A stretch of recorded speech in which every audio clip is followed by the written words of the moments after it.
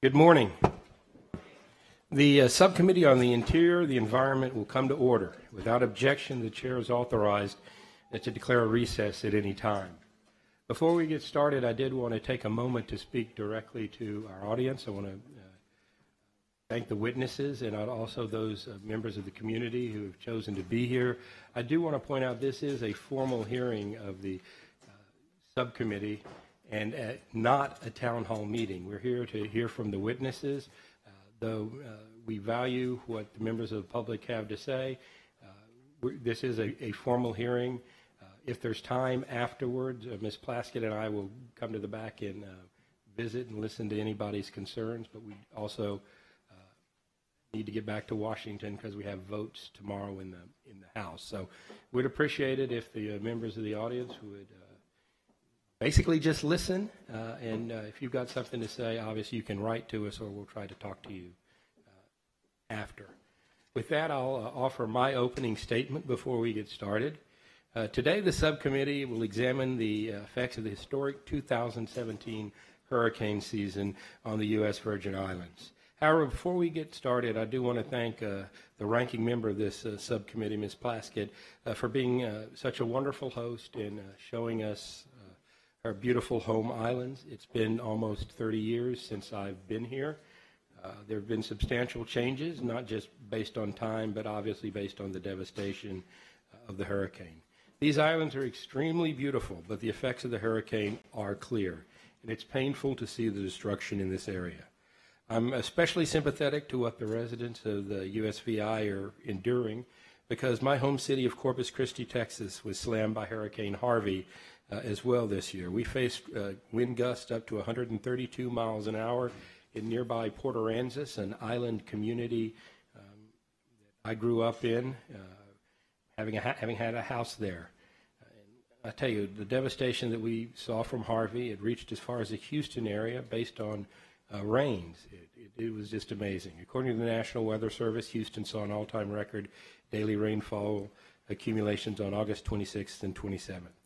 The struggle that residents in Texas and in the Virgin Islands have faced in the aftermath of these storms has been intense.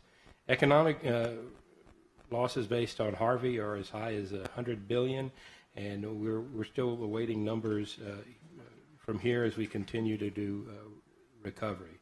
I bring up Texas to note that I do have experience with these devastating hurricanes, and I made my trip here particularly interesting, and it's personally important for me to understand the challenges that y'all are facing.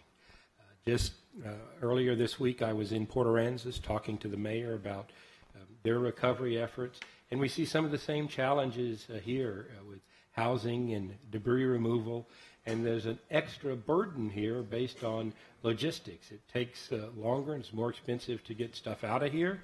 And the same is true, or get stuff here and get the debris out of here.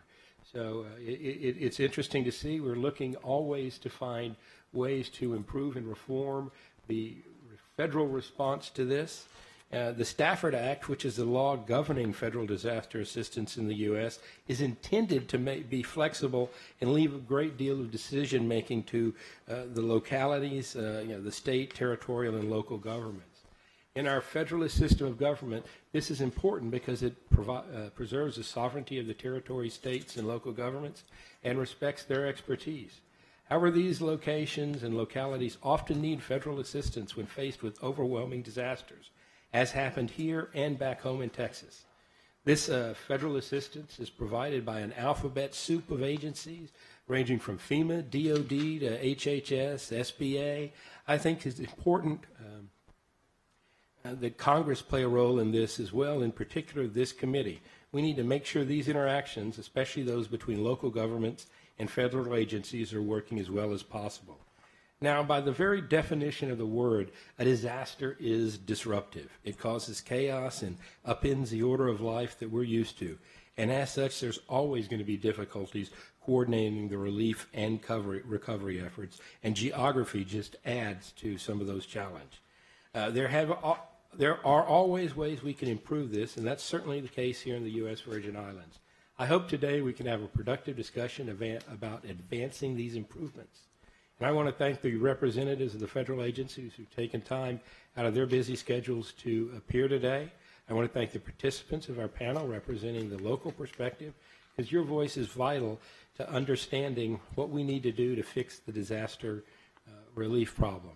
I want to point out that even though it's just Ms. Plaskett and me here, we'd originally scheduled this meeting in December, but the House schedule changed, and the day we were planning on being here, it got changed, and as a result, some of the other members that were planning to attend were not able to reschedule to come at this date. But both Ms. Plaskett and I felt like it was important that we get this hearing done as soon as possible. This transcript will be made available to the entire subcommittee and committee as a whole. So I'm looking forward to hear what you have to say, and now I'll recognize Ms. Plaskett for her opening statement.